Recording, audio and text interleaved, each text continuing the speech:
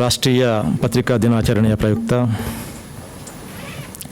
ಬದಲಾಗುತ್ತಿರುವ ಪತ್ರಿಕಾ ಮಾಧ್ಯಮದ ಸ್ವರೂಪ ಎನ್ನುವ ವಿಚಾರದ ಬಗ್ಗೆ ಮಾತಾಡಬೇಕು ಅಂತ ನನಗೆ ಪತ್ರಿಕಾ ಅಕಾಡೆಮಿಯವರು ಮತ್ತು ಇಲಾಖೆಯವರು ಕೇಳಿಕೊಂಡಿದ್ದಾರೆ. ಈ ಕರ್ತವ್ಯವನ್ನು ನಿಭಾಯಿಸುವುದಕ್ಕೆ ನಾನು ಎಷ್ಟು ಸೂಕ್ತ ವ್ಯಕ್ತಿಯೂ ಗೊತ್ತಿಲ್ಲ. ಯಾಕಂದರೆ ನಾನು ಪತ್ರಿಕೋದ್ಯಮ ಬಿಟ್ಟು ಸುಮಾರು 20 ವರ್ಷ ಆಗಿದೆ. ನಾನೀಗ ಒಬ್ಬ ಸಾಮಾನ್ಯ ಓದುಗ. ಬಹುಶಃ ಈ ಕಾಲಕ್ಕೆ ಒಬ್ಬ ಸಾಮಾನ್ಯ ಓದುಗನ ಅಭಿಪ್ರಾಯ ಉಳಿದೆಲ್ಲರ ಅಭಿಪ್ರಾಯಕ್ಕಿಂತ ಹೆಚ್ಚು ಸೂಕ್ತ ಅನ್ನುವ ನಿಟ್ಟಿನಲ್ಲಿ ನನ್ನನ್ನು ಇಲಾಖೆಯವರು ಮತ್ತು ಅಕಾಡೆಮಿಯವರು ಕರೆದಿರಬೇಕು ಅಂತ ನಾನು ಭಾವಿಸ್ತೇನೆ. ವಿಷಯ ಭಾಳ ಒಂದು ಅರ್ಥದಲ್ಲಿ ನೋಡಿದರೆ ಭಾಳ ಸರಳ. ಬದಲಾಗುತ್ತಿರುವ ಪತ್ರಿಕಾ ಮಾಧ್ಯಮದ ಸ್ವರೂಪ. ಇದನ್ನು ಇಂಗ್ಲೀಷಿನಿಂದ ಕನ್ನಡಕ್ಕೆ ಭಾಷಾಂತರಿಸುವ ಪ್ರಯತ್ನದ ಬಗ್ಗೆ ಆಯಿಷಾ ಅವರು ಹೇಳಿದರು. ಬಹುಶಃ ಇದನ್ನು ನಾವು ಮತ್ತೆ ಕನ್ನಡದಿಂದ ಇಂಗ್ಲೀಷಿಗೆ ಭಾಷಾಂತರಿಸಬೇಕು. ಬದಲಾಗುತ್ತಿರುವ ಪತ್ರಿಕಾ ಮಾಧ್ಯಮದ ಸ್ವರೂಪ ಅಂದಾಗ whether it is changing nature of print medium or whether it is the changing nature of print journalism. I think ಇಲ್ಲಿ ಸೂಕ್ತವಾಗಿರುವುದು changing nature of print journalism ಅನ್ನುವಂಥ ಪದ, not print medium. Print medium ಅಂದ ಕೂಡಲೇ ಅಲ್ಲಿ ಪುಸ್ತಕಗಳು ಇತ್ಯಾದಿ ಭಾಳಷ್ಟು ಬರ್ತವೆ. ಕೇವಲ ಮುದ್ರಿತ ಪದ ಇದೆಯಲ್ಲ, ಆ ಪದದ ಪ್ರಸಾರ ಒಂದು ನಿರ್ದಿಷ್ಟವಾದಂಥ ಚೌಕಟ್ಟಿನಲ್ಲಿ ಆಗ್ತಾ ಇತ್ತು ಪತ್ರಿಕೆಗಳು ಅನ್ನುವಂಥ ಒಂದು ಮಾಧ್ಯಮದ ಮೂಲಕ.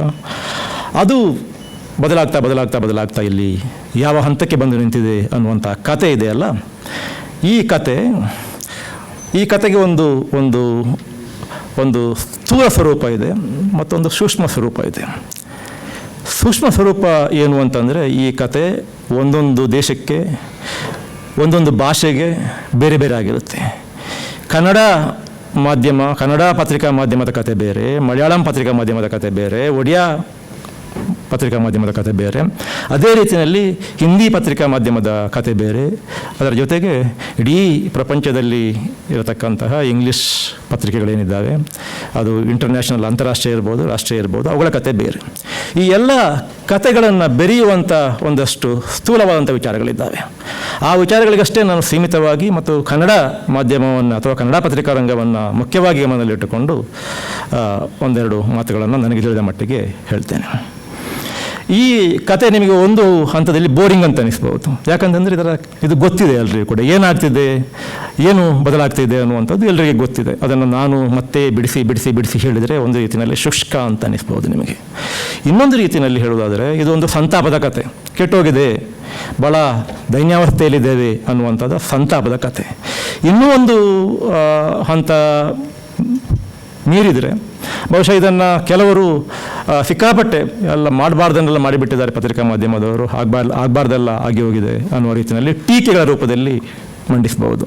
ಯಾರೋ ಒಬ್ಬರು ಹೇಳಿದ್ರಂತೆ, the print medium is not dying, it is committing suicide ಅಂತ.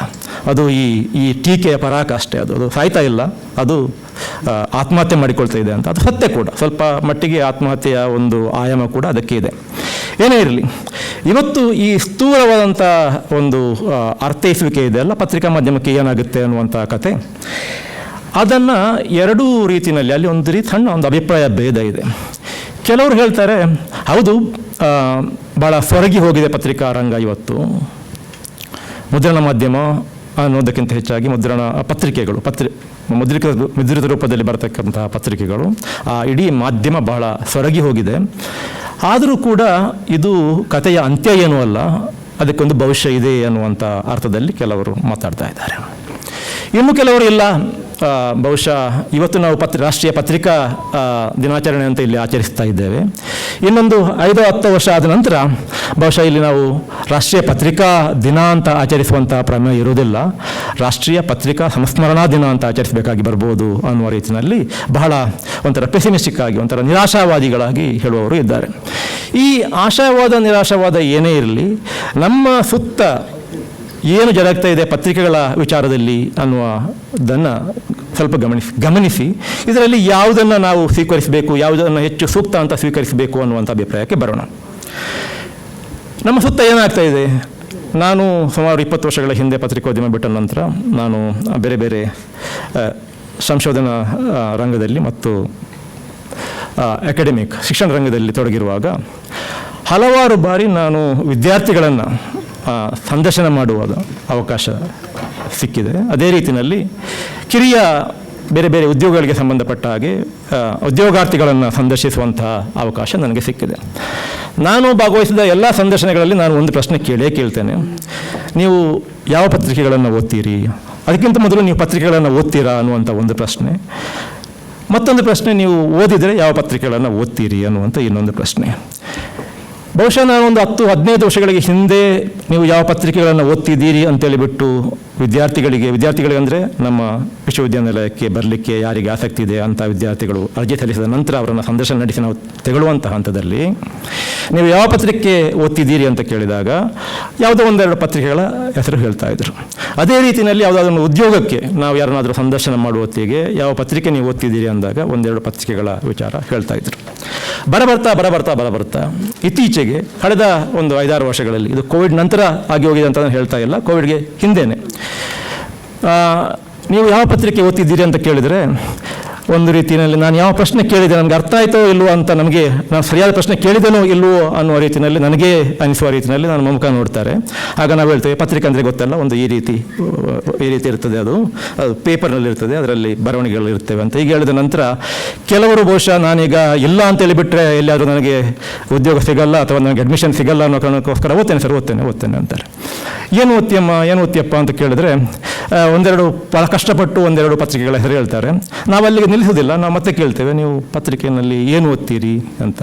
ಏನು ಓದ್ತೀರಿ ಅಂತ ಕೇಳಿದಾಗ ಆರ್ಟಿಕಲ್ಸ್ ಓದ್ತೇವೆ ಅಂತೆ. ಯಾವ ಆರ್ಟಿಕಲ್ಸ್ ಓದ್ತೀರಿ ಅಂತ ಕೇಳಿದಾಗ ನಾವು ಪ್ರಶ್ನೆ ಕೇಳ್ತಾ ಹೋದಾಗ ಗೊತ್ತಾಗುತ್ತೆ ಅವರು ಪತ್ರಿಕೆಗಳನ್ನ ಓದ್ತಾ ಇಲ್ಲ ಅಂತ. ಓಕೆ, ಇಲ್ಲಿ ಪತ್ರಿಕೋದ್ಯಮದ ವಿದ್ಯಾರ್ಥಿಗಳು ತುಂಬ ಮಂದಿ ಇದ್ದೀರಿ, ನೀವು ಓದ್ತಾ ಇರ್ಬೋದು, ಎಲ್ಲರೂ ಅಂತ ಹೇಳ್ತಾ ಇಲ್ಲ ನಾನು, ಆದರೆ ಟ್ರೆಂಡ್ ಹಾಗೆ ಇದೆ. ಇನ್ನೊಂದು ವರ್ಗದ ವಿದ್ಯಾರ್ಥಿಗಳು ಅವರು ಏನು ಮುಚ್ಚಿಡುವುದಿಲ್ಲ, ಅವರು ನೇರವಾಗಿ ಹೇಳ್ತೇವೆ ಇಲ್ಲ ಸರ್ ನಾವು ಓದುವುದಿಲ್ಲ ಅಂತ. ಸರಿಯಪ್ಪ, ಅದು ಸರಿಯಾದ ಉತ್ತರ, ಪ್ರಾಮಾಣಿಕರಾಗಿರಬೇಕು. ನೀವು ಓದುವುದಿಲ್ಲ ಅಂತಂದರೆ ನಿಮಗೆ ಈ ಪ್ರಪಂಚದ ಮಾಹಿತಿಯ ಬಗ್ಗೆ, ಪ್ರಪಂಚದ ಆಗುಹೋಗುಗಳ ಬಗ್ಗೆ ಏನೂ ಆಸಕ್ತಿ ಇಲ್ವೋ ಹಾಗಾದರೆ ಅಂತ ಕೇಳಿದಾಗ ಆಸಕ್ತಿ ಇದ್ದ ಕಾರಣವೇ ನಾವು ನಿಮ್ಮ ವಿಶ್ವವಿದ್ಯಾನಿಲಯಕ್ಕೆ ಬರ್ತಿದ್ದೇವಲ್ಲ ಅಂತ ಅವ್ರು ಮತ್ತೆ ಕೇಳ್ತಾರೆ. ಹಾಗಾದರೆ ನಿಮಗೆ ಮಾಹಿತಿ ಎಲ್ಲಿಂದ ಸಿಗುತ್ತೆ ಅಂತ ನಾವು ಮತ್ತೆ ಕೇಳಿದಾಗ ಅವ್ರು ಹೇಳ್ತಾರೆ ನಮಗೆ ಆ್ಯಪ್ ಮೂಲಕ ಸಿಗುತ್ತೆ ಅಂತ. ಯಾವ ಆ್ಯಪ್ ಅಂದ ಕೂಡಲೇ ಅವರು ಒಂದಷ್ಟು ಆ್ಯಪ್ಗಳ ವಿಚಾರಗಳೆಲ್ಲ ಹೇಳ್ತಾರೆ. ನಾವು ಯಾವ ಇಂಟರ್ನೆಟ್ಗೆ ಹೋಗಿಬಿಟ್ಟು ಅಲ್ಲಿಗೆ ನಮಗೆ ಬೇಕಾದಂಥ ಮಾಹಿತಿಯನ್ನು ಪಡ್ಕೊಳ್ತೇವೆ ಅಂತ. ಇಂಟರ್ನೆಟ್ಗೆ ಹೋಗಿ ಮಾಹಿತಿಯನ್ನು ಪಡ್ಕೊಳ್ಳೋದು ನಿಜ. ಇಂಟರ್ನೆಟ್ ತನ್ನಿಂದ ತಾನೇ ಮಾಹಿತಿಯನ್ನು ಉತ್ಪಾದಿಸುವುದಿಲ್ಲ ಅಲ್ಲ. ಆ ಇಂಟರ್ನೆಟ್ಟಲ್ಲಿ ಕೂಡ ನೀವು ಯಾವುದೋ ಹಿಂದೂನಲ್ಲಿ ಬಂದದ್ದೋ, ಡೆಕ್ಕನಲ್ಲಿ ಬಂದದ್ದೋ, ಪ್ರಜಾವಾಣಿಯಲ್ಲಿ ಬಂದಿದ್ದೋ, ವಿಜಯ ಕರ್ನಾಟಕದಲ್ಲಿ ಬಂದಿದ್ದೋ, ಯಾವುದಾದ್ರೂ ಒಂದು ಪತ್ರಿಕೆಯಲ್ಲಿ ಬಂದದ್ದನ್ನು ಅವರಲ್ಲಿ ಹಾಕ್ತಾರೆ, ಅಥವಾ ಯಾವುದೋ ಒಂದು ವೆಬ್ಸೈಟ್ನಲ್ಲಿ ಬಂದದ್ದನ್ನು ನೀವು ಅಲ್ಲಿ ಹಾಕ್ತಾರೆ. ಅದು ಯಾವುದು ಅಂತ ನೀವು ಹೇಳ್ತೀರಾ? ಅಥವಾ ನೀವು ಆರ್ಟಿಕಲ್ ಓದಿದ್ದೇನೆ ಅಂದಾಗ ಇಂಥ ಲೇಖಕ ಬರೆದ, ಆ ಲೇಖಕನ ಹಿನ್ನೆಲೆ ಹೀಗಿದೆ, ಅದನ್ನೇನಾದರೂ ಗುರುತಿಸಿದ್ದೀರಾ ಅಂತ ಕೇಳಿದಾಗ ಅದರಲ್ಲಿ ನಮಗೆ ಯಾವುದರಲ್ಲೂ ಅವರಿಗೆ ಆಸಕ್ತಿ ಇರೋದಿಲ್ಲ. ಅವರು ಬಹಳ ಏನೋ ಅವರಿಗೆ ಆಸಕ್ತಿ ಇದೆ, ಯಾವ ಮಾಹಿತಿ ಆಸಕ್ತಿ ಇದೆ ಅದನ್ನು ಮಾತ್ರ ಇಂಟರ್ನೆಟ್ಟಿಂದ ಭಾಳ ಸೆಲೆಕ್ಟಿವ್ ಆಗಿ ಆಯ್ದು ಗ್ರಹಿಸಿಕೊಳ್ತಾರೆ. ಇದು ಒಂದು ಕಾಲದಲ್ಲಿ ಪತ್ರಿಕೆಗಳನ್ನು ನಾವು ಓದಿ ಮಾಹಿತಿಯನ್ನು ಗ್ರಹಿಸ್ತಿರತಕ್ಕಂಥ ವಿಧಾನಕ್ಕೆ ಮತ್ತು ಈ ತಲೆಮಾರಿನ ನಮ್ಮ ಯುವಕ ಯುವತಿಯರು ಅಥವಾ ವಿದ್ಯಾರ್ಥಿಗಳು ಮಾಹಿತಿಯನ್ನು ಗ್ರಹಿಸ್ತಕ್ಕಂಥ ವಿಧಾನ. ಇಷ್ಟು ಮಾತ್ರ ಅಲ್ಲ, ಇದು ನಾನು ಈ ನಮ್ಮ ಮುಂದಿರತಕ್ಕಂಥ ಎಳೆ ತಲೆಮಾರಿನ ವಿಚಾರವಾಗಿ ಹೇಳಿದ್ದು. ನೀವು ಏರ್ಪೋರ್ಟಿಗೆ ಹೋಗಿ, ಏರ್ಪೋರ್ಟ್ನಲ್ಲಿ ಒಂದಷ್ಟು ಪತ್ರಿಕೆಗಳನ್ನು ಫ್ರೀಯಾಗಿಟ್ಟಿರ್ತಾರೆ. ಭಾಳ ಒಂದು 10-15 ವರ್ಷಗಳಿಗೆ ಹಿಂದೆ ನಾನು ಅಲ್ಲಿ ಹೋಗಿ ನೋಡ್ತಿರೋ ಹೊತ್ತಿಗೆ ಕೆಲವು ದಿನ ಯಾವ ಪತ್ರಿಕೆಗಳಲ್ಲಿ ಉಳ್ಕೊಳ್ತಿರ್ಲಿಲ್ಲ ಆ ಸ್ಟ್ಯಾಂಡಲ್ಲಿ, ಎಲ್ಲವೂ ಕೂಡ ಖಾಲಿಯಾಗಿರ್ತಿತ್ತು. ಈಗ ನೀವು ಬೇಕಾದರೆ ಮಧ್ಯಾಹ್ನ 2 ಗಂಟೆಗೆ ಏರ್ಪೋರ್ಟಿಗೆ ಹೋಗಿ ಇಟ್ಟಂಥ ಪತ್ರಿಕೆಗಳು ಹಾಗೇ ಇದ್ದಿರ್ತವೆ, ಯಾರು ತಗೊಂಡಿರೋದಿಲ್ಲ ಅದನ್ನು. ಮತ್ತು ಏರ್ಕ್ರಾಫ್ಟ್ ಒಳಗೆ ಒಂದು ಕಾಲದಲ್ಲಿ ಪತ್ರಿಕೆಗಳನ್ನು ಕೊಡ್ತಕ್ಕಂಥ ಅಲ್ಲಿ ಒಂದೊಂದು ಸೀಟ್ನಲ್ಲಿ ಒಂದೇ ಪತ್ರಿಕೆ ಅಥವಾ ಒಂದೊಂದು ಸೀಟಿಗೆ ಒಂದೊಂದು ಬೇರೆ ಬೇರೆ ರೀತಿಯ ಪತ್ರಿಕೆಗಳನ್ನು ಇಟ್ಟಿರ್ತಿದ್ರು. ಈಗ ಆ ಸಂಪ್ರದಾಯ ಸಂಪೂರ್ಣವಾಗಿ ಹೋಗಿದೆ, ಯಾರು ಕೂಡ ಪತ್ರಿಕೆಯನ್ನು ಅಲ್ಲಿ ಇಟ್ಟಿರುವುದಿಲ್ಲ. ಒಂದು ವೇಳೆ ಪತ್ರಿಕೆಯನ್ನು ಯಾರಾದರೂ ಅಲ್ಲಿ ಏರ್ಪೋರ್ಟಲ್ಲಿ ಫ್ರೀಯಾಗಿ ಸಿಗ್ತಾ ಇಲ್ಲ ಅಂತ ತಗೊಂಡ್ಬಂದು ಏರ್ಪೋರ್ಟ್ನಲ್ಲಿ ಏರ್ಕ್ರಾಫ್ಟ್ ಒಳಗೆ ಆ ಸೀಟ್ನ ಎದುರು ಇಟ್ಟರೂ ಕೂಡ ಅದನ್ನು ಯಾರೂ ಮುಟ್ಟುವುದಿಲ್ಲ. ಅದನ್ನು ಅಲ್ಲಿ ಪತ್ರಿಕೆಯನ್ನು ಅಲ್ಲೇ ಇಟ್ಕೊಂಡು ಮೊಬೈಲಲ್ಲಿ ನಾವು ಓದ್ತಾ ಇರ್ತೇವೆ.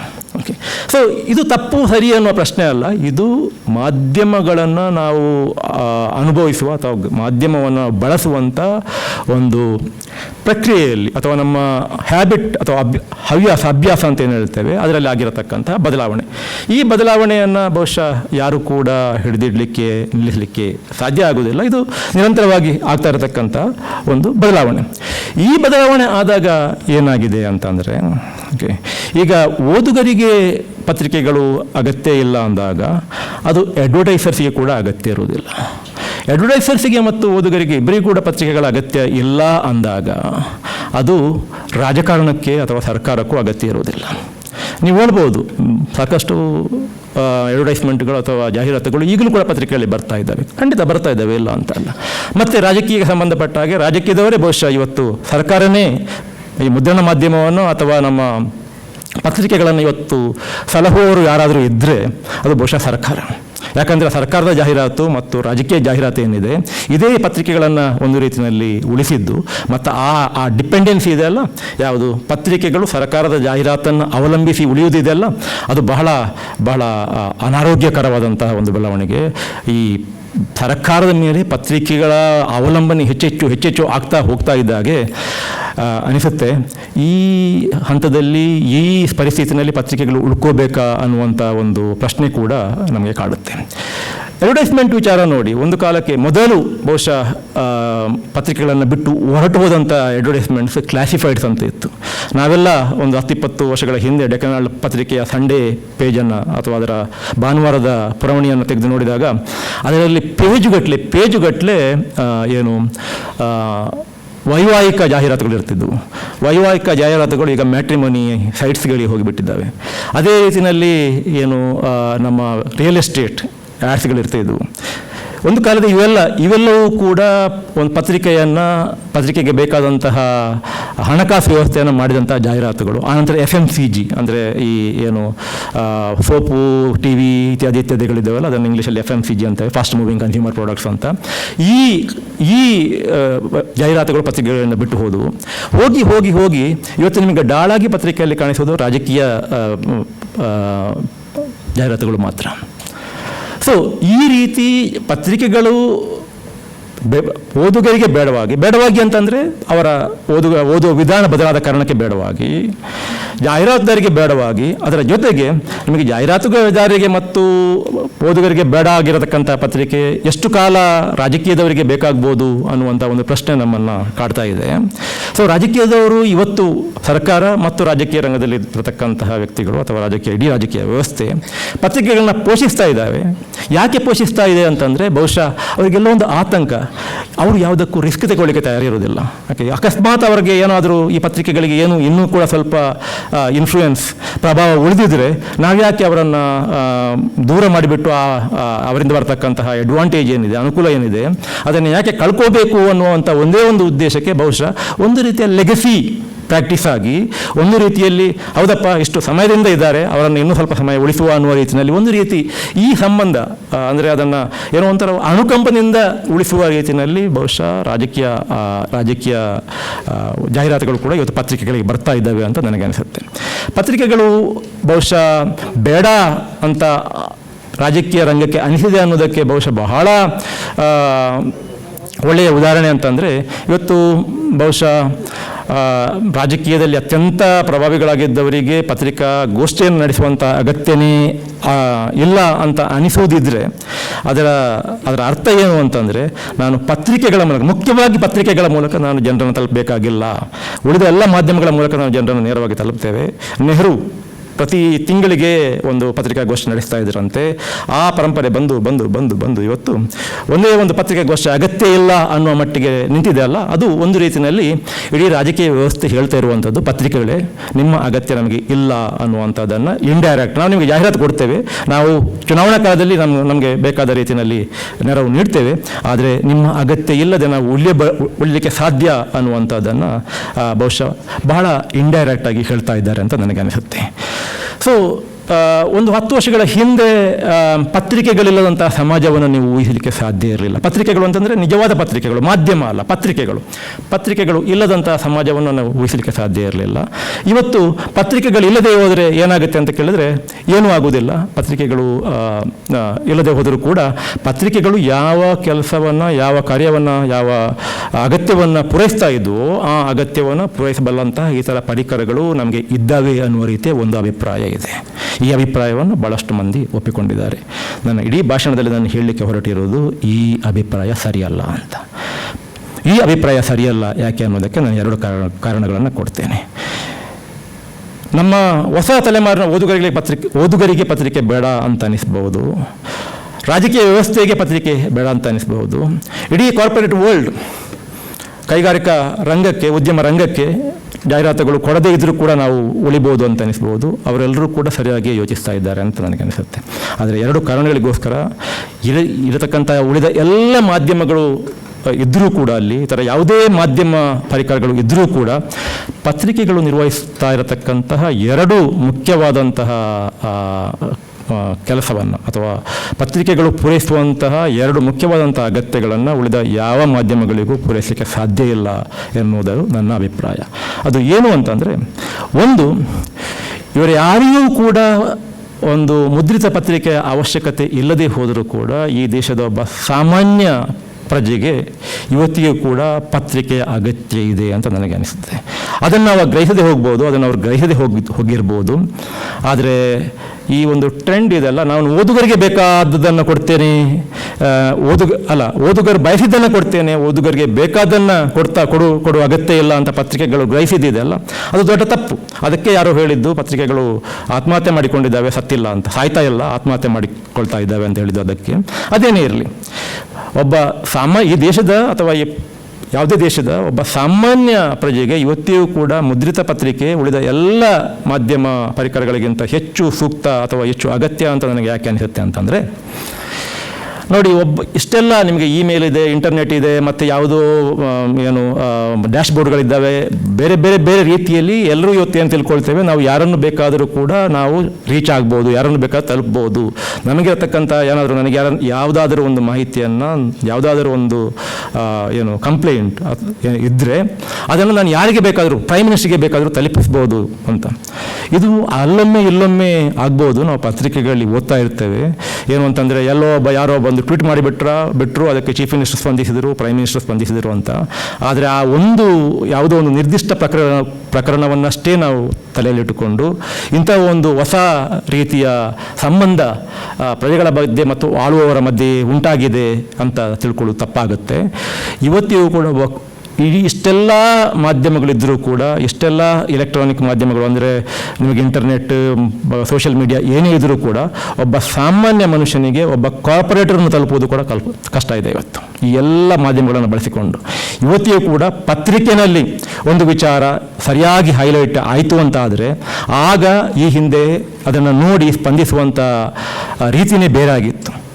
ಯಾಕಂದರೆ ಒಮ್ಮೆ ಪತ್ರಿಕೆಯಲ್ಲಿ ಬಂದುಬಿಟ್ರೆ ಅದರಲ್ಲಿ ಏನೋ ಒಂದು ರೀತಿಯ ಅದನ್ನು ನಿರಾಕರಿಸಲಿಕ್ಕೆ ಸಾಧ್ಯ ಆಗೋದಿಲ್ಲ ಅನ್ನುವಂಥದ್ದು. ನೀವು ಇವತ್ತು ಒಂದು ಫೋಟೋ ತೆಕ್ಕೊಂಡ್ಬಿಟ್ಟು ನಿಮ್ಮ ಸೋಷಿಯಲ್ ಮೀಡಿಯಾದಲ್ಲಿ ಹಾಕಿ, ಇಮ್ಮಿಡಿಯೇಟ್ ಆಗಿ ಯಾರೋ ಒಬ್ಬ ಹೇಳ್ತಾನೆ, ಇಲ್ಲ ಅದು ಡಾಕ್ಟರೇಟ್ ಫೋಟೋ ಅಥವಾ ಅದು ಫೋಟೋಶಾಪ್ ಆಗಿದಂಥ ಫೋಟೋ ಅಂತ. ನೀವು ಒಂದು ಬೀದಿಯಲ್ಲಿ ರಸ್ತೆ ಕೆಟ್ಟೋಗಿದೆ ಅಂತ ತಿಳ್ಕೊಳ್ಳಿ, ಆ ಕೆಟ್ಟೋದ ರಸ್ತೆಯ ಫೋಟೋವನ್ನು ನೀವು ಒಂದು ನಿಮ್ಮ ಫೇಸ್ಬುಕ್ ವಾಲಲ್ಲಿ ಹಾಕ್ತೀರಿ. ನಾನು ಫೇಸ್ಬುಕ್ಕಲ್ಲಿ, ಸೋಷಿಯಲ್ ಮೀಡಿಯಾದಲ್ಲಿ ಯಾವುದೂ ಇಲ್ಲ, ನನಗೆ ವಿಶೇಷ ಗೊತ್ತಿಲ್ಲ ಅದರ ವಿಚಾರದಲ್ಲಿ. ಫೇಸ್ಬುಕ್ ವಾಲಲ್ಲಿ ಹಾಕ್ತೀರಾ, ಹಾಕಿದ ಕೂಡಲೇ ಅಲ್ಲಿ ಒಂದು 1000 ಜನ ಟ್ರೋಲ್ ಮಾಡ್ತಾರೆ. ಅದಕ್ಕೆ ಬೇರೆ ಬೇರೆ ರೀತಿಯ ಆ ಟ್ರೋಲ್ನ ಹೊಸ ಸಂಸ್ಕೃತಿ ಏನು ಅಂತ ನಿಮಗೆ ನನಗಿಂತ ಚೆನ್ನಾಗಿ ಗೊತ್ತಿದೆ. ಒಂದು 10 ಜನ ಹೇಳ್ತಾರೆ ಅಂತ ತಿಳ್ಕೊಳ್ಳಿ, ಇವರು ಇಂಥ ಪಕ್ಷಕ್ಕೆ ಸೇರಿದವರು, ಇಂಥ ಪಕ್ಷದ ಕಾರ್ಪೊರೇಟರಲ್ಲಿ ಇದ್ದಾರೆ, ಆ ಕಾರಣಕ್ಕೋಸ್ಕರ ಅವರನ್ನು ವಿರೋಧಿಸಲಿಕ್ಕೆ ಈ ಫೋಟೋ ಹಾಕಿದ್ದು, ಅದು ಡಾಕ್ಟರ್ಡ್, ಅದು ಫೋಟೋಶಾಪ್ ಮಾಡಿದ್ದು, ಅದರಲ್ಲಿ ಯಾವುದೇ ಸತ್ಯಾಂಶ ಇಲ್ಲ ಅಂತ. ಆ ಬೀದಿಯಲ್ಲಿದ್ದವರಿಗೆ ಮಾತ್ರ ಸತ್ಯ ಗೊತ್ತಿರುತ್ತೆ, ಉಳಿದ ಎಲ್ಲರಿಗೂ ಕೂಡ ಒಂದು ರೀತಿಯ ಸಂಶಯ ಸ್ಟಾರ್ಟ್ ಆಗುತ್ತೆ, ಇದು ನಿಜನೋ ಸುಳ್ಳೋ ಅಂತ. ಇದು ಒಂದು ಬೀದಿಯ ಸಮಸ್ಯೆಯಿಂದ ಹಿಡಿದು ಇಡೀ ರಾಷ್ಟ್ರದ ಸಮಸ್ಯೆಯ ತನಕ ಇದು ಸತ್ಯ. ಏನು ಅಂತಂದರೆ, ನೀವು ಸೋಷಿಯಲ್ ಮೀಡಿಯಾದ ಮೂಲಕ ಯಾವುದೋ ಒಂದು ಸಮಸ್ಯೆಯನ್ನು ಹೈಲೈಟ್ ಮಾಡ್ತೇನೆ ಅಂತ ಹೊರಟ್ರೆ ಇಮ್ಮಿಡಿಯೇಟ್ ಆಗಿ ಅದು ಸಮಸ್ಯೆನೇ ಅಲ್ಲ ಅಂತ ನಿಮ್ಮ ಮೇಲೆ ಎರಗುವಂಥ ಒಂದು ದೊಡ್ಡ ಜನಸಮೂಹ ಸೃಷ್ಟಿಯಾಗಿಬಿಟ್ಟಿದೆ. ಅದೇ ಒಂದು ಹೊಸ ಮಾಧ್ಯಮ ಪ್ರವೃತ್ತಿ ಇವತ್ತು. ಆದರೆ ಅದನ್ನೇ ಈ ಹಿಂದೆ ಪತ್ರಿಕೆಗಳು ಒಂದು ಯಾವುದೋ ಇಂಥ ಒಂದು ಸಮಸ್ಯೆಯನ್ನು ಹಿಡಿದು ತೋರಿಸಿದಾಗ ಅದನ್ನು ಮತ್ತೆ ಯಾರು ನಿರಾಕರಿಸುವಂಥ ಸಾಧ್ಯತೆಯೇ ಇರಲಿಲ್ಲ. ಅದರ ಮೇಲೆ ತೆಗೆದುಕೊಳ್ಳುವಂಥ ಅನಿವಾರ್ಯತೆ ಅದು ಸರ್ಕಾರಕ್ಕೆ ಅಥವಾ ಆಳುವ ವ್ಯವಸ್ಥೆಗೆ ಬರ್ತಾ ಇತ್ತು. ಈ ಅಗತ್ಯ ಇದೆಯಲ್ಲ, ಸಾಮಾನ್ಯ ಮನುಷ್ಯನಿಗೆ ಈ ಅಗತ್ಯ ಇದೆಯಲ್ಲ, ಇದನ್ನು ಪತ್ರಿಕೆಗಳು ಪೂರೈಸಿದಷ್ಟು ಸೊಗಸಾಗಿ, ಸರಿಯಾಗಿ, ಸೂಕ್ತವಾಗಿ ಬೇರೆ ಯಾವ ಮಾಧ್ಯಮ ವಿಧಾನಕ್ಕೂ ಪೂರೈಸಲಿಕ್ಕೆ ಸಾಧ್ಯ ಆಗ್ತಾ ಇಲ್ಲ ಅನ್ನುವಂಥದ್ದು ನನ್ನ ಅಭಿಪ್ರಾಯ. ಅದೇನೇ ಇರಲಿ, ಮುಂದೆ ಏನಾಗುತ್ತೆ ಅಂತ ಗೊತ್ತಿಲ್ಲ ನನಗೆ. ಮುಂದೆ ಬಹುಶಃ ಪತ್ರಿಕೆಗಳು ಗೆ ಸಮಾನಾಂತರವಾಗಿ ಅಥವಾ ಪತ್ರಿಕೆಗಳಿಗೆ ಪರ್ಯಾಯವಾಗಿ ಅಂತ ಒಂದು ಹೊಸ ವ್ಯವಸ್ಥೆ ಹುಟ್ಟಿಕೋಬಹುದು, ಅದು ಪ್ರಶ್ನೆ ಬೇರೆ.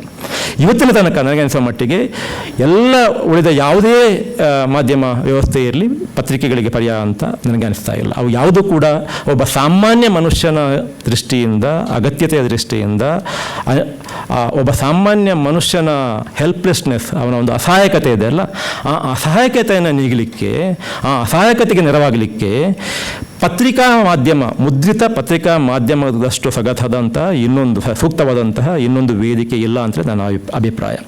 ಎರಡನೆಯದ್ದು ಏನು ಅಂತಂದರೆ, ಒಂದು ಪತ್ರಿಕೆಯಲ್ಲಿ ಏನಾದರೂ ಬಂದರೆ ಆ ಪತ್ರಿಕೆ ನೀವು ಅದನ್ನು ಬಿಡಿಸಿ ಓದ್ತಿರಲ್ಲ, ಆ ಓದುವಂಥ ಒಂದು ಎಕ್ಸ್ಪೀರಿಯನ್ಸ್, ನೀವು ಪತ್ರಿಕೆಯ ಮೂಲಕ ಪ್ರಪಂಚವನ್ನು ತಿಳ್ಕೊಳ್ಳೋದು, ಪತ್ರಿಕೆಗಳ ಮೂಲಕ ದೇಶವನ್ನು ತಿಳ್ಕೊಳ್ಳೋದು, ಪತ್ರಿಕೆಗಳ ಮೂಲಕ ವ್ಯವಸ್ಥೆಯನ್ನು ತಿಳ್ಕೊಳ್ಳೋದು, ಪತ್ರಿಕೆಗಳ ಮೂಲಕ ರಾಜಕೀಯವನ್ನು ತಿಳ್ಕೊಳ್ಳೋದು ಮತ್ತು ಪತ್ರಿಕೆಗಳ ಮೂಲಕ ನಾಯಕರನ್ನು ತಿಳ್ಕೊಳ್ಳೋದು, ರಾಜಕೀಯ ನಾಯಕರನ್ನು ತಿಳ್ಕೊಳ್ಳೋದು, ಈ ಅನುಭವ, ಈ ಏನು ಹವ್ಯಾಸ ಇದೆಯಲ್ಲ, ಅದಕ್ಕೆ ನಿಮಗೆ ಬೇರೆ ಯಾವುದೇ ಮಾಧ್ಯಮ ವ್ಯವಸ್ಥೆ ಅದು ಪರ್ಯಾಯ ಅಲ್ಲ ಅಂತ ಅನಿಸುತ್ತೆ ನನಗೆ.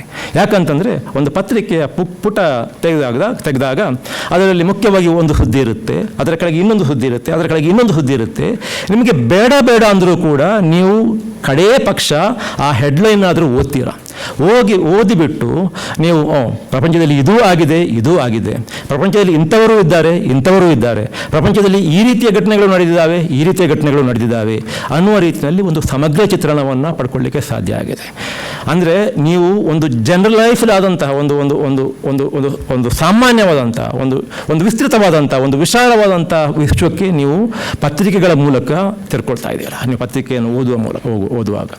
ಆದರೆ ಅದೇ ನೀವು ನಾನಾಗ ಹೇಳಿದಲ್ಲ, ಈ ತಲೆಮಾರಿನ ಜನರೆಲ್ಲರೂ ಕೂಡ ತಮಗೆ ಭಾಳ ಕಸ್ಟಮೈಸ್ಡ್ ಭಾಳ ಇಂಡಿವಿಜುವಲೈಸ್ಡ್ ಆದಂತಹ ರೀತಿಯಲ್ಲಿ ನನಗೇನು ಬೇಕು ಅದನ್ನು ಮಾತ್ರ ನಾನು ಓದ್ತೇನೆ, ನನಗೇನು ಬೇಕು ಅದನ್ನು ಮಾತ್ರ ಓದ್ತೇನೆ ಅಂತ ಹೋದಾಗ ನೀವು ನಿಮಗೆ ಏನು ಬೇಕು ಅನ್ನುವ ರೀತಿಯಲ್ಲೇ ಪ್ರಪಂಚವನ್ನು ಅರ್ಥೈಸ್ತೀರಿ ಹೊರತು ನೀವು ಪತ್ರಿಕೆಗಳ ಮೂಲಕ ಅಥವಾ ನೀವು ಓದುವ ಹವ್ಯಾಸದ ಮೂಲಕ ಈ ಪ್ರಪಂಚಕ್ಕೆ ನಿಮ್ಮನ್ನು ನೀವು ತೆರ್ಕೊಳ್ಳೋದಿಲ್ಲ. ನೀವು ಈ ಪ್ರಪಂಚದಲ್ಲಿ ಆಗುವಂಥ ಆಗುಹೋಗುಗಳನ್ನು ಸಮಗ್ರವಾಗಿ ಗ್ರಹಿಸಲಿಕ್ಕೆ ಸಾಧ್ಯ ಆಗೋದಿಲ್ಲ. ಪ್ರಪಂಚ ಅಂತ ಅಲ್ಲ, ನಿಮ್ಮ ಊರಿನಲ್ಲಿ ಆಗುವಂಥ ಸಮಗ್ರ ಮಾಹಿತಿಯನ್ನು ಕೂಡ ಗ್ರಹಿಸಲಿಕ್ಕೆ ಸಾಧ್ಯ ಆಗೋದಿಲ್ಲ. ಇಡೀ ನಮ್ಮ ರಾಜಕೀಯ ವ್ಯವಸ್ಥೆಯಲ್ಲಿ ಇವತ್ತು ಬೇಕಾದಂತಹ ರೀತಿಯ ಮಾಹಿತಿಯನ್ನೇ ನಾವು ಸಪ್ಲೈ ಮಾಡ್ತೇವೆ ಅಂತ ಹೊರಟಿದೆಯಲ್ಲ, ಇದು ಈ ಬದಲಾಗ್ತಿರತಕ್ಕಂತಹ ಒಂದು ಮಾಧ್ಯಮ ಹವ್ಯಾಸವನ್ನು ಗಮನದಲ್ಲಿಟ್ಟುಕೊಂಡು ಯಾರಿಗೆ ಈ ರೀತಿ ಕಸ್ಟಮೈಸ್ಡ್ ಇಂಡಿವಿಜುವಲೈಸ್ಡ್ ಹೋಗ್ತಾ ಇದ್ದಂಗೆ ಅದನ್ನು ಬಳಸಿಕೊಂಡೇ ಇವತ್ತು ನಮಗೆ ರಾಜಕೀಯ ಸಂದೇಶಗಳು ಬರ್ತಾ ಇದ್ದಾವೆ, ವಾರ್ತೆಗಳು ಬರ್ತಾ ಇದ್ದಾವೆ, ಅಭಿಪ್ರಾಯಗಳು ಬರ್ತಾ ಇದ್ದಾವೆ, ಇತ್ಯಾದಿಗಳೆಲ್ಲವೂ ಕೂಡ ಬರ್ತಾ ಇದ್ದಾವೆ. ಇದು ಒಬ್ಬ ನಾಗರಿಕನನ್ನು ರೂಪಿಸುವ ಪ್ರಕ್ರಿಯೆಯಲ್ಲಿ ಇದು ಒಂದು ದೊಡ್ಡ ಮಾರಕವಾದಂಥ ರೀತಿಯ ಬೆಳವಣಿಗೆ ಅಂತ ನನ್ನ ಅಭಿಪ್ರಾಯ. ಅಷ್ಟು ಮಾತ್ರ ಅಲ್ಲ, ಇಡೀ ಸಮಾಜವನ್ನು ರೂಪಿಸುವಂತಹ ದೃಷ್ಟಿಯಲ್ಲಿ ಇದು ಒಂಥರ ಆ್ಯನಿಮೇಟೆಡ್, ಭಾಳ ಇಂಡಿವಿಜುವಲೈಸ್ಡ್ ಆದಂಥ ಸೆಲ್ಫನ್ನು ನಾವು ಕಟ್ತಾ ಹೋಗ್ತೇವೆ. ನೀವು ಮಾಧ್ಯಮವನ್ನು ಕೈಯಲ್ಲಿ 24 ಗಂಟೆ ಇಟ್ಕೊಂಡಿರ್ತೀರ, ಮೊಬೈಲ್ ಫೋನನ್ನು 24 ಗಂಟೆ ಇಟ್ಕೊಂಡಿರ್ತೀರ. 24 ಗಂಟೆ ಇಟ್ಟುಕೊಂಡಿದ್ದಾಗಲೇ ನೀವು ತೀವ್ರವಾದಂಥ ಒಂಟಿತನವನ್ನು, ಏಕಾಂಗಿತನವನ್ನು ಅನುಭವಿಸ್ತಾ ಇರತಕ್ಕಂತಹ, ಮತ್ತು ಇವತ್ತು ಎಲ್ಲ ಕಾಲಕ್ಕಿಂತಲೂ ಹೆಚ್ಚು ಕೌನ್ಸಿಲರ್ಸ್ ಅಥವಾ ಸಲಹಾಗಾರರು, ಸೈಕಾಲಜಿಸ್ಟ್ಗಳ ಅಗತ್ಯ ಈ ಸಮಾಜಕ್ಕೆ ಯಾಕೆ ಬೇಕಾಗಿದೆ ಅಂತಂದರೆ, ಈ ರೀತಿ ಇಂಡಿವಿಜುವಲೈಸ್ಡ್ ಆಗಿ ನಾವು ಪ್ರಪಂಚವನ್ನು ಗ್ರಹಿಸ್ತಾ ಹೋಗುವಂಥ ಈ ಪರಿಪಾಠದಿಂದಾಗಿ. ಇದಕ್ಕೆ ನಮಗೆ ಈ ತನಕ ಉತ್ತರ ಅಂತ ಇದ್ದಿದ್ದು ನಮ್ಮ ಪತ್ರಿಕೆಗಳು ಮಾತ್ರ. ಪತ್ರಿಕೆಗಳು ಎಲ್ಲವೂ ಒಂದು ಮಿಕ್ಸಲ್ಲಿ ಎಲ್ಲವೂ ಸಿಗ್ತಿತ್ತು. ಒಂದು ಒಂದು ಒಂದು ಸಂತುಲಿತ ಜೀವನಕ್ಕೆ ನಿಮಗೆ ಏನೇನು ಬೇಕಿತ್ತು ಅದೆಲ್ಲವೂ ಕೂಡ ಪತ್ರಿಕೆಗಳು ತಪ್ಪು ಮಾಡಿದವೋ ಸರಿ ಮಾಡಿದವೋ ಆ ಟೀಕೆಗೆ ನಾನು ಹೋಗುವುದಿಲ್ಲ. ಒಂದು ಒಂದು ಮಾಹಿತಿಯನ್ನು ಸಂತುಲಿತವಾಗಿ ಈ ಕಾಲದ ಅಗತ್ಯಕ್ಕೆ ಬೇಕಾದ ಆಯಾ ಕಾಲದ ಅಗತ್ಯಕ್ಕೆ ಬೇಕಾದ ರೀತಿಯಲ್ಲಿ ಕೊಡುವಂಥ ಒಂದು ವ್ಯವಸ್ಥೆ ಆಗಿತ್ತು ಪತ್ರಿಕೆ. ಪತ್ರಿಕೆ ಅಂದರೆ ಒಂದು ಮಾಧ್ಯಮ ಅಲ್ಲ, ಅದೊಂದು ಸಂಸ್ಕೃತಿ, ಅದೊಂದು ಹವ್ಯಾಸ ಅಲ್ಲ, ಅದೊಂದು ಜೀವನ ಪದ್ಧತಿ. ಸೊ ಈ ರೀತಿಯ ಒಂದು ವ್ಯವಸ್ಥೆ ಇತ್ತಲ್ಲ, ಆ ವ್ಯವಸ್ಥೆ ಹಾಳಾಗ್ತಾ ಇರುವುದರ ಬಗ್ಗೆ ನಾವು ತಲೆ ಕೆಡಿಸ್ಕೋಬೇಕು. ಇಲ್ಲದೆ ಹೋದರೆ ಪತ್ರಿಕೆ ಇಲ್ಲದ್ರೆ ಏನಾಯಿತು, ನನಗೆ ಟಿ ವಿ ಇದೆ, ಪತ್ರಿಕೆ ಇಲ್ಲದೆ ಹೋದರೆ ನನಗೆ ಇನ್ನು ಇಂಟರ್ನೆಟ್ ಇದೆ, ಪತ್ರಿಕೆ ಇಲ್ಲದೆ ಹೋದರೆ ನನಗೆ ಯಾವುದೋ ಒಂದು ವೆಬ್ಸೈಟ್, ನ್ಯೂಸ್ ವೆಬ್ಸೈಟ್ ಇದೆ ಅಂತ ಹೇಳಿಬಿಟ್ಟು ನಾವು ಸಮಾಧಾನ ಪಟ್ಕೋಬೋದು. ಆ ಸಮಾಧಾನ ಪಟ್ಟುಕೊಳ್ಳೋ ವಿಚಾರ ಅಲ್ಲ. ಇದರ ಅರ್ಥ ಪತ್ರಿಕೆಗಳೇ ಎಲ್ಲ ಕಾಲಕ್ಕೂ ಇರಬೇಕು, ಉಳಿಬೇಕು ಅನ್ನುವಂಥದ್ದಲ್ಲ. ಯಾಕಂತಂದರೆ ಪ್ರಪಂಚ ಬದಲಾಗುತ್ತೆ, ತಂತ್ರಜ್ಞಾನ ಬದಲಾಗುತ್ತೆ, ಅದರ ಜೊತೆಗೆ ಈ ಮಾಧ್ಯಮ ಅನ್ನೋದಿದೆಯಲ್ಲ, ಮಾಧ್ಯಮ ವೇದಿಕೆಗಳು ಕೂಡ ಬದಲಾಗ್ತವೆ ಹೋಗ್ತವೆ. ಆದರೆ ನಾನು ಹೇಳೋದು ಇಷ್ಟೆಲ್ಲ ಈ ಹೊಸ ಆವಿಷ್ಕಾರಗಳು ಬಂದಿದ್ದರೂ ಕೂಡ ನಮಗೆಲ್ಲ ಅನಿಸೋದು ಏನು ಅಂತಂದರೆ ಪತ್ರಿಕೆಗಳ ಅಗತ್ಯ ಇಲ್ಲ ಅಂತ. ಆದರೆ ಪತ್ರಿಕೆಗಳ ಅಗತ್ಯ ಇದೆ, ಮತ್ತು ಪತ್ರಿಕೆಗೆ ನಿಜವಾದಂಥ ಒಂದು ಪರ್ಯಾಯ ಇನ್ನೂ ಕೂಡ ಹುಟ್ಟಿಕೊಂಡಿಲ್ಲ. ಅದನ್ನು ಹುಟ್ಟುವ ರೀತಿಯಲ್ಲಿ ಯೋಚಿಸುವಂಥ ಅಗತ್ಯನೂ ಇದೆ. ಇದು ನಾನು ಪ್ರಧಾನವಾಗಿ ಹೇಳಬೇಕಾಗಿರೋದು. ಇನ್ನೊಂದು, ನಾವು ಪತ್ರಿಕೆಗಳನ್ನು ಉಳಿಸುವುದು ಅನಿವಾರ್ಯನೇ ಆದರೆ ಬಹುಶಃ ಪತ್ರಿಕೆಗಳ ಇವತ್ತಿನ ಫೈನಾನ್ಷಿಯಲ್ ಮಾಡೆಲ್ ಏನಿದೆ ಆ ಫೈನಾನ್ಷಿಯಲ್ ಮಾಡೆಲ್ನ ಇಟ್ಟುಕೊಂಡು ಅವುಗಳಿಗೆ ಉಳಿಲಿಕ್ಕೆ ಸಾಧ್ಯ ಇಲ್ಲ. ಪತ್ರಿಕೆಗಳು ಅಥವಾ ಇಡೀ ಮಾಧ್ಯಮ ರಂಗ ಇದೆಯಲ್ಲ, ಅದು ಇಡೀ ಯಾವುದೇ ಸಮಾಜದಲ್ಲಿ ಭಾಳ ವಿಶಿಷ್ಟವಾದಂಥ ಒಂದು ಘಟಕ. ಅದು ಒಂದು ಪ್ರೈವೇಟ್ ಎಂಟಿಟಿ, ಅದೊಂದು ಖಾಸಗಿಯಾದಂಥ ಒಂದು ಉದ್ಯಮ ಅದು. ಆದರೆ ಆ ಖಾಸಗಿ ರಂಗದಲ್ಲಿ ಇದ್ದುಕೊಂಡು ಲಾಭ ನಷ್ಟಗಳ ಲೆಕ್ಕಾಚಾರವನ್ನು ಹಾಕ್ತಾನೆ ಅದರ ಕೆಲಸ ಇದೆಯಲ್ಲ, ಆ ಕೆಲಸ ಸಾರ್ವಜನಿಕ. ನೀವು ಯಾವತ್ತೂ ಕೂಡ ಖಾಸಗಿ ರಂಗದಲ್ಲಿದ್ದು ಲಾಭ ನಷ್ಟಗಳನ್ನು ಲೆಕ್ಕ ಹಾಕಿಬಿಟ್ಟು ಯಾವುದೋ ಒಂದು ನಿರ್ದಿಷ್ಟ ವರ್ಗದ ಒಂದು ವೈಯಕ್ತಿಕವಾದಂತಹ ರೀತಿಯ ಅಗತ್ಯಗಳನ್ನು ಪೂರೈಸುವುದಾದರೆ ಅದು ಸಂಪೂರ್ಣ ಖಾಸಗಿ ಆಗುತ್ತೆ. ಆದರೆ ಪತ್ರಿಕಾ ರಂಗದ ಅದರ ಸ್ವರೂಪನೇ, ಅದರ ಡಿಸೈನ್ ಇದೆಯಲ್ಲ, ಅದರ ಓನರ್ಶಿಪ್ ಡಿಸೈನ್ ಇದೆಯಲ್ಲ, ಅದರ ಎಕನಾಮಿಕ್ ಆರ್ಕಿಟೆಕ್ಚರ್ ಇದೆಯಲ್ಲ, ಅದು ಬಹಳ ಸೂಕ್ಷ್ಮವಾಗಿ ಗಮನಿಸಬೇಕಾಗಿರುವಂಥದ್ದು. ಅದು ಖಾಸಗಿ ರಂಗದಲ್ಲಿ ಇರುತ್ತಾ ಸಾರ್ವಜನಿಕ ಕೆಲಸವನ್ನು ಮಾಡಲಿಕ್ಕೆ ಅಂತ ಸೃಷ್ಟಿಯಾದಂತಹ ಒಂದು ಮಾನವ ಕೋಟಿಯ ಆವಿಷ್ಕಾರ. ಓಕೆ, ಪತ್ರಿಕಾ ನಮ್ಮ ಚರಿತ್ರೆಯಲ್ಲಿ ಏನಾಯಿತು ಅಂತಂದರೆ ಈ ಆರ್ಥಿಕ ಸೂಕ್ಷ್ಮ ಏನಿದೆ, ಈ ಆರ್ಥಿಕ ಸೂಕ್ಷ್ಮವನ್ನು ಅರ್ಥೈಸುವಲ್ಲಿ ವಿಫಲರಾಗಿಯೋ ಅಥವಾ ಅರ್ಥೈಸಲಿಕ್ಕೆ ಕಷ್ಟ ಆಗಿಯೋ ಅಥವಾ ಅಗತ್ಯ ಇಲ್ಲ ಅಂತ ಅನಿಸಿಯೋ ಏನೋ ಗೊತ್ತಿಲ್ಲ, ಪತ್ರಿಕೆಗಳು ತಮ್ಮದೇ ಆದಂತಹ ರೀತಿಯ ಒಂದು ಆರ್ಥಿಕ ಬೇಸ್ ಅಥವಾ ಮೂಲವನ್ನು ಹುಡುಕುವುದರ ಬದಲು ಇಡೀ ನಮ್ಮ ಮುಖ್ಯವಾಗಿ ಭಾರತದ ಪತ್ರಿಕೆಗಳ ಆರ್ಥಿಕ ಚರಿತ್ರೆಯಲ್ಲಿ, ಕನ್ನಡ ಪತ್ರಿಕೋದ್ಯಮದ ಪತ್ರಿಕೆಗಳ ಆರ್ಥಿಕ ಚರಿತ್ರೆಯಲ್ಲಿ ಒಂದು ಕಡೆ ಕಾರ್ಪೊರೇಟ್ ಅಡ್ವರ್ಟೈಸ್ಮೆಂಟ್ ಮೇಲೆ, ಇನ್ನೊಂದು ಕಡೆ ಸರ್ಕಾರದ ಅಡ್ವರ್ಟೈಸ್ಮೆಂಟ್ ಮೇಲೆ ಅವಲಂಬಿತವಾಗಿದ್ದಿದೆಯಲ್ಲ, ಇದು ಯಾರೋ ಹೇಳಿದ್ರಲ್ಲ, ಪತ್ರಿಕೆಗಳು ಸಾಯ್ತಾ ಇಲ್ಲ, ಆತ್ಮಹತ್ಯೆ ಮಾಡಿಕೊಳ್ತಾ ಇದ್ದೇವೆ ಅಂತ. ಆ ಆತ್ಮಹತ್ಯೆ ಮಾಡಿಕೊಳ್ಳುವ ಮೊದಲ ಹಂತ ಅಂತ ನನಗನ್ನಿಸುತ್ತೆ. ಯಾಕಂತಂದರೆ ಈ ರೀತಿಯ ಆರ್ಥಿಕ ಅವಲಂಬನೆ ಇದ್ದಂಥ ಯಾವುದೇ ಒಂದು ಪತ್ರಿಕೆ ನಿಜವಾದ ಪತ್ರಿಕೆ ಆಗಲಿಕ್ಕೆ ಸಾಧ್ಯ ಆಗ್ತಾ ಇರಲಿಲ್ಲ. ಈ ನಮ್ಮ ಕನ್ನಡ ಪತ್ರಿಕೋದ್ಯಮ ನಿರ್ದಿಷ್ಟ ಹಿನ್ನೆಲೆಯಲ್ಲಿ ಹೇಳುವುದಿದ್ರೆ, ಒಂದು ಹಂತದಲ್ಲಿ ಒಂದು ಪ್ರೈಸ್ ವಾರ್ ಅಂತ ಪ್ರಾರಂಭ ಆಯಿತು. ಪ್ರೈಸ್ ವಾರ್ ಅಂತಂದರೆ ಯಾವುದೋ ಒಂದು ಪತ್ರಿಕೆ ಬಂತು, ಹೆಸರೆಲ್ಲ ಬೇಡ, ಏಕಾಏಕಿ ಪತ್ರಿಕೆಯ ಬೆಲೆಯನ್ನು ತಗ್ಗಿಸಿಬಿಡ್ತು. ಓಕೆ ಸರ್, ಏನು ಬೆಲೆ ಕಡಿಮೆ ಮಾಡುವ ಮೂಲಕ ನಾವು ಹೆಚ್ಚು ಜನರನ್ನು ರೀಚ್ ಆಗಲಿಕ್ಕೆ ಸಾಧ್ಯ ಅನ್ನುವಂಥ ಅದಕ್ಕೊಂದು ಉದಾತ್ತವಾದಂಥ, ಈ ಕಾಲದಲ್ಲಿ ಅದೇ ಅಲ್ವಾ, ಈ ಕಾಲದಲ್ಲಿ ಏನು ಅಂತಂದರೆ ಏನೇ ಕಟ್ಟದು ಮಾಡಿ ಅದಕ್ಕೆ ಭಾಳ ಉದಾತ್ತವಾದಂಥ ಒಂದು ಉದ್ದೇಶವನ್ನು ಅದರ ಹಿಂದೆ ಇರಿಸಿಬಿಟ್ರೆ ಜನ ಅದನ್ನು ಸ್ವೀಕರಿಸ್ತಾರೆ ಅನ್ನೋ ರೀತಿಯಲ್ಲಿ ಅವತ್ತು ಕೂಡ ಹಾಗೆ ಆಯಿತು. ಪತ್ರಿಕೆಯನ್ನು ನೀವು ಉತ್ಪಾದಿಸಲಿಕ್ಕೆ ಎಷ್ಟು ನೀವು ಖರ್ಚು ಮಾಡ್ತೀರೋ ಆ ಖರ್ಚನ್ನು ನೀವು ಪತ್ರಿಕೆಗಳನ್ನು ಮಾರಿ ಸಂಪಾದಿಸದೆ ನೀವು ಅದನ್ನು ಹೊರಗಿನ ಮೂಲಗಳಿಂದ ಸಂಪಾದಿಸಬೇಕಾದಂಥ ಅನಿವಾರ್ಯ ಸ್ಥಿತಿನಲ್ಲಿ ಎಷ್ಟು ಪತ್ರಿಕೆಗಳನ್ನು ಮಾರಿ ಬರ್ತಿತ್ತು ಅಷ್ಟು ಹಣವನ್ನು ಕೂಡ ಪಡೆಯದೆ ಅದಕ್ಕಿಂತಲೂ ತಗ್ಗಿಸಿ ನೀವು ಕಾರ್ಪೊರೇಟ್ ಆ್ಯಡ್ಸಿಂದ ಮತ್ತು ಗೌರ್ಮೆಂಟ್ ಆ್ಯಡ್ಸಿಂದ ಇದನ್ನು ಪಡ್ಕೊಂಡು ಸರಿದೂಗಿಸಿಕೊಂಡು ನಾವು ಉದ್ಯಮವನ್ನು ಉಳಿಸ್ತೇವೆ ಅನ್ನುವ ರೀತಿಯ ಒಂದು ಪ್ರಯತ್ನ ಪ್ರಾರಂಭ ಆಯಿತು. ಆರಂಭದಲ್ಲಿ ಇದು ಯಶಸ್ವಿ ಪ್ರಯೋಗ ಅಂತ ಅನಿಸಿದರೂ ಕೂಡ ಆ ಪ್ರಯೋಗ ಯಾವತ್ತೂ ಪ್ರಾರಂಭ ಆಯಿತು ಅಂತಂದರೆ, ಯಾವತ್ತೂ ಇಂಟರ್ನೆಟ್ ಯುಗದ ಆರಂಭ ಆಯಿತೋ ಆವತ್ತೇ ಈ ಪ್ರಯೋಗ ಕೂಡ ಪ್ರಾರಂಭ ಆಗಿತ್ತು. ನೀವು ಯಾವ ಜಾಹೀರಾತಿನ ಲೆಕ್ಕ ಹಾಕಿ, ಯಾವ ಜಾಹೀರಾತನ್ನು ಅವಲಂಬಿಸಿ ಈ ರೀತಿಯ ಒಂದು ಸೂಯಿಸೈಡಲ್, ಆತ್ಮಘಾತಕವಾದಂತಹ ಒಂದು ನಿರ್ಧಾರವನ್ನು ಕೈಗೊಂಡರು ಅವತ್ತೇ ಪ್ರಪಂಚ ಬದಲಾಗ್ತಿತ್ತು. ಈ ಆ್ಯಡ್ಗಳು ಪತ್ರಿಕೆಗೆ ಬರ್ತಿರತಕ್ಕಂಥ ಎಲ್ಲ ಬಹುತೇಕ ಏನು ಜಾಹೀರಾತುಗಳು ಪತ್ರಿಕೆಯನ್ನು ಬಿಟ್ಟು ಹೋಗಲಿಕ್ಕೆ ತಯಾರಾಗಿರತಕ್ಕಂಥ ಕಾಲಘಟ್ಟದಲ್ಲಿ ಇಂಥ ಒಂದು ಆತ್ಮಘಾತಕ ಒಂದು ಬದಲಾವಣೆ ಪತ್ರಿಕಾ ರಂಗದಲ್ಲಿ ಆಯಿತು. ಇವತ್ತು ಎಲ್ಲಿ ತನಕ ಹೋಗಿದೆ ಪರಿಸ್ಥಿತಿ ಅಂತಂದರೆ, ನಾನು 2 ವರ್ಷಗಳ ಹಿಂದೆ ಎಲೆಕ್ಷನ್ ಆದಾಗ ಸ್ವಲ್ಪ ಸುತ್ತಾಡ್ತಾ ಇದ್ದೆ. ಅಲ್ಲಿ ಸುತ್ತಾಡಿದಾಗ ನಮ್ಮ ಬೇರೆ ಬೇರೆ ಜಿಲ್ಲೆಗಳಿರತಕ್ಕಂತಹ ಏನು ಜಿಲ್ಲಾ ಮುಖ್ಯಸ್ಥರು ಇರ್ತಾರಲ್ಲ, ಬೇರೆ ಬೇರೆ ಪತ್ರಿಕೆಗಳ ಜಿಲ್ಲಾ ಪತ್ರಿಕಾ ಮುಖ್ಯಸ್ಥರು, ಕೆಲವು ಪತ್ರಿಕೆಗಳ ಮುಖ್ಯಸ್ಥರನ್ನು ಭೇಟಿ ಮಾಡಿದಾಗ ಅವರು ಭಾಳ ಏನು ಒಂಥರ ವಿಚಿತ್ರವಾದಂಥ ಮನಸ್ಥಿತಿಯಲ್ಲಿದ್ದರು. ಏನು ಅಂತಂದರೆ ಅವರ ಆತಂಕ, ನಾವು ಚುನಾವಣೆಯಲ್ಲಿ ಯಾವ ರೀತಿ ವರದಿಗಾರಿಕೆ ಮಾಡಬೇಕು, ಚುನಾವಣೆಯನ್ನು ಯಾವ ರೀತಿ ಚುನಾವಣೆಯಲ್ಲಿ ಆಗ್ತಕ್ಕಂಥ ಬೆಳವಣಿಗೆಯನ್ನು ಯಾವ ರೀತಿ ಜನರ ಮುಂದೆ ಇಡಬೇಕು, ಯಾವ ರೀತಿ ಬರೀಬೇಕು, ಯಾರನ್ನು ಸಂದರ್ಶನ ಮಾಡಬೇಕು ಅಂತ ಆಗಿರಲಿಲ್ಲ.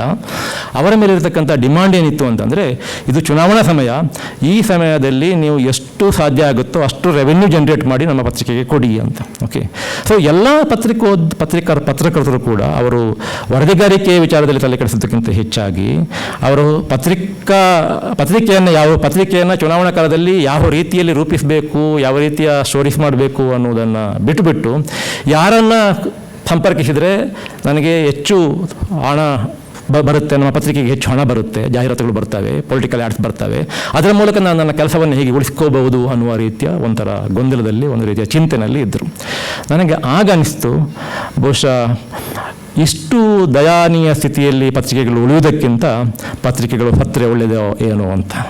ಆದರೆ ಹಾಗೆ ಯೋಚಿಸುವಾಗಲೇ ನಾನು ಆಗ ಹೇಳಿದೆ ಅಲ್ಲ, ಆ 2 ಅಂಶಗಳು ನನ್ನನ್ನು ಎಚ್ಚರಿಸಿದವು. ಇಲ್ಲ, ಪತ್ರಿಕೆಗಳು ಸಾಮಾನ್ಯ ವ್ಯಕ್ತಿಯ, ಒಬ್ಬ ಸಾಮಾನ್ಯ ಮನುಷ್ಯನ ಹಿತದೃಷ್ಟಿಯಿಂದ, ಅಗತ್ಯತೆಯ ದೃಷ್ಟಿಯಿಂದ ಇನ್ನೂ ಕೂಡ ಬೇಕಾಗಿವೆ. ಅದೇ ರೀತಿಯಲ್ಲಿ ಈ ದೇಶದ ಪ್ರಜಾತಂತ್ರವನ್ನು ಆರೋಗ್ಯಕರವಾಗಿ ಇರಿಸುವ ದೃಷ್ಟಿಯಲ್ಲಿ, ಈ ಸಮಾಜವನ್ನು ಆರೋಗ್ಯಕರವಾಗಿ ಇರಿಸುವಂಥ ದೃಷ್ಟಿಯಲ್ಲಿ ಪತ್ರಿಕೆಗಳು ಇನ್ನೂ ಕೂಡ ಬೇಕಾಗಿದ್ದಾವೆ. ಯಾಕಂದರೆ ಪತ್ರಿಕೆಯಲ್ಲಿ ಏನು ಬರುತ್ತೆ ಅದು ಅತ್ಯಂತ ಕೆಟ್ಟ ಪತ್ರಿಕೆನೇ ಆಗಿರ್ಬೋದು, ಅತ್ಯಂತ ಬಯಸಲಾದಂಥ ಯಾವುದೋ ಒಂದು ವರ್ಗಕ್ಕೆ, ಯಾವುದೋ ಒಂದು ಪಕ್ಷಕ್ಕೆ ಸೀಮಿತವಾದಂಥ ಅಥವಾ ಅನುಕೂಲ ಮಾಡಿಕೊಡ್ಲಿಕ್ಕೆ ಅಂತ ಇರತಕ್ಕಂಥ ಒಂದು ಪತ್ರಿಕೆನೇ ಆಗಿರ್ಬೋದು.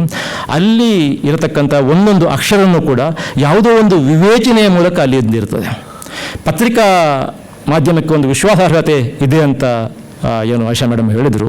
ಆ ವಿಶ್ವಾಸಾರ್ಹತೆಯ ಮೂಲ ಏನು ಅಂತಂದರೆ ಆ ರೈಟ್ ಕೈಂಡ್ ಆಫ್ ಸ್ಕ್ರೀನಿಂಗಲ್ಲಿ ನಡೆಯುತ್ತೆ. ಒಂದು ಹಂತದ ಫಿಲ್ಟರಿಂಗಿಗೆ, ವಿವೇಚನೆಗೆ ಒಳಪಟ್ಟಂತಹ ಮಾಹಿತಿ ಮಾತ್ರ ಅಲ್ಲಿ ಮುದ್ರಣ ಆಗುತ್ತೆ ಅನ್ನೋದಿದೆಯಲ್ಲ, ಅದು ಅತ್ಯಂತ ಮುಖ್ಯವಾದಂಥ ವಿಚಾರ. ಆದ ಕಾರಣ ಒಂದು ಕೆಟ್ಟ ಪತ್ರಿಕೆಯೇ ಆದರೂ ಕೂಡ ಅದನ್ನು ಸರಿದೂಗಿಸುವಂಥ ಒಂದು ಆವಿಷ್ಕಾರ ಇಷ್ಟೆಲ್ಲ ತಂತ್ರಜ್ಞಾನಗಳ ಮೂಲಕ ನಮಗೆ ಪರ್ಯಾಯಗಳು ಒದಗಿದರೂ ಕೂಡ ಆಗಿಲ್ಲ ಅಂತಲೇ ನನ್ನ ಭಾವನೆ. ಅದರ ಅರ್ಥ ಮುಂದೆ ಆಗೋದಿಲ್ಲ ಅಂತಲ್ಲ. ಇಲ್ಲಿರತಕ್ಕಂಥ ಪತ್ರಿಕೋದ್ಯಮದ ವಿದ್ಯಾರ್ಥಿಗಳಿಗೆ ನಾನು ಹೇಳ್ತಿರತಕ್ಕಂಥದ್ದು ಇಷ್ಟೇ, ಈ ಪರಿಸ್ಥಿತಿಯನ್ನು ಅರ್ಥ ಮಾಡಿಕೊಳ್ಳದೆ ನಾವು ಪತ್ರಿಕೆಯಲ್ಲಿ ಹೋಗಿ ಏನೋ ಮಾಡಿಬಿಡ್ತೇವೆ ಅನ್ನುವಂತಹ ರೀತಿಯಲ್ಲಿ ಯೋಚಿಸಬೇಡಿ. ಈ ವ್ಯವಸ್ಥೆಯನ್ನು ಬದಲಿಸುವುದು ಹೇಗೆ? ಒಂದನೆಯದ್ದು, ಪತ್ರಿಕೆಯ ಮುದ್ರಿತ ಏನು ಪದಗಳಿದ್ದಾವಲ್ಲ, ಆ ಪದಗಳು ಕಳೆದುಕೊಂಡಂಥ ವಿಶ್ವಾಸಾರ್ಹತೆಯನ್ನು ಮತ್ತೆ ತರುವುದು ಹೇಗೆ ಅನ್ನೋದರ ಬಗ್ಗೆ ತಾವು ಯೋಚಿಸಬೇಕು. ಅದೇ ರೀತಿಯಲ್ಲಿ ಪತ್ರಿಕೆಯನ್ನು ದಯನೀಯವಾದಂತಹ ಸ್ಥಿತಿಗೆ ತಳ್ಳಿದಂತಹ ಇವತ್ತಿನ ಪತ್ರಿಕೆಯ ಆರ್ಥಿಕ ವ್ಯವಸ್ಥೆ ಏನಿದೆ ಅದನ್ನು ಮುರಿದು ಕಟ್ಟುವಂತಹ ರೀತಿಯಲ್ಲಿ ಪತ್ರಿಕೆಗಳನ್ನು ತಮ್ಮ ಕಾಲ ಮೇಲೆ ತಾವು ನಿಲ್ಲುವ ರೀತಿಯಲ್ಲಿ ಮಾಡುವುದು ಹೇಗೆ ಅನ್ನುವ ರೀತಿಯಲ್ಲಿ ತಾವು ಯೋಚಿಸಬೇಕು. ಆಗ ಮಾತ್ರ ಈ ಪತ್ರಿಕಾ ಮಾಧ್ಯಮದ ಮೂಲಕ ಹೊಸತನವನ್ನು ತರಲಿಕ್ಕೆ ಸಾಧ್ಯ. ಪತ್ರಿಕಾ ಮಾಧ್ಯಮದ ನಿಜವಾದ ಅಗತ್ಯ ಏನಿದೆ ಆ ಅಗತ್ಯವನ್ನು ಪೂರೈಸಲಿಕ್ಕೆ ಸಾಧ್ಯ ಅಂತ ನನಗನ್ನಿಸುತ್ತೆ. ಇಷ್ಟು ಹೇಳಿ ಇದಕ್ಕಿಂತ ಹೆಚ್ಚು ಬಹುಶಃ ಈ ಹಂತದಲ್ಲಿ ಹೇಳುವ ಅಗತ್ಯ ಏನೂ ಇಲ್ಲ ಅಂತ ಅನಿಸುತ್ತೆ. ಇಷ್ಟು ಹೊತ್ತು ನನ್ನ ಮಾತುಗಳನ್ನು ಕೇಳಿದ್ದಕ್ಕೆ ಮತ್ತು ನನ್ನನ್ನು ಇಲ್ಲಿಗೆ ಆಹ್ವಾನಿಸಿದ್ದಕ್ಕಾಗಿ ಸಂಘಟಕರಿಗೆ ಮತ್ತು ಕೇಳಿದ್ದಕ್ಕಾಗಿ ನಿಮಗೆ ನನ್ನ ಹೃತ್ಪೂರ್ವಕ ಕೃತಜ್ಞತೆಗಳು.